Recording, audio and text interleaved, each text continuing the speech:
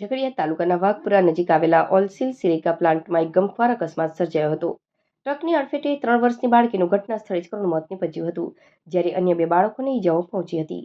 આ ઘટના મધ્યપ્રદેશના મજૂર પરિવાર સાથે બની હતી.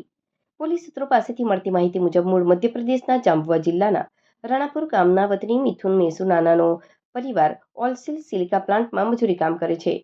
ગતરોજ બપોરના સમયે મિથુન, તેની પત્ની અને તેમના 4 બાળકો સિલિકા પેક ટ્રકમાં ભરવા અને સિલાઈ કરવાનું કામ કરી રહ્યા હતા.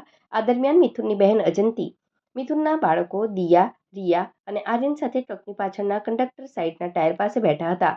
અચાનક એક અજાણ્યા ટ્રક ડ્રાઈવરે ટ્રક ચાલુ કરી રિવર્સમાં લીધી, જેના કારણે બાળકો ટ્રકની અડફેટે આવી ગયા હતા. બૂમાબૂમ થતાં ડ્રાઈવરે ટ્રક ઊભી રાખી અને આગળ લીધી. તપાસ કરતાં જાણવા મળ્યું કે મિથુનની 3 વર્ષીય દીકરી દિવ્યા પર ટ્રકનું ટાયર ફરી વળ્યું હતું, જેના કારણે તેને ગંભીર ઈજાઓ થઈ અને તેનું ઘટના સ્થળે જ મૃત્યુ થયું હતું. તેની અન્ય દીકરી રિયાને ડાબા હાથની છેલ્લી 2 આંગળીઓ પાસે અને દીકરા આર્યનને કમરના પાછળના ભાગે ઈજાઓ પહોંચી હતી. ઘટના બાદ પ્લાન્ટ પાસે એકઠા થયેલા લોકોએ 108 એમ્બ્યુલન્સને જાણ કરી હતી. એમ્બ્યુલન્સ દ્વારા 3 ઈજાગ્રસ્ત બાળકોને અવિધા સરકારી દવાખાને ખસેડવામાં આવ્યા હતા. મૃતક દિવ્યાના મૃતદેહને પોસ્ટમોર્ટમ માટે ખાનગી વાહનમાં CSC હોસ્પિટલ અવિધા લઈ જવામાં આવ્યો હતો. આ ઘટના અંગે મિથુન મેસુ નાનાએ અજાણ્યા ટ્રક ચાલક વિરુદ્ધ ઝઘડિયા પોલીસ મથકમાં ફરિયાદ નોંધાવી છે.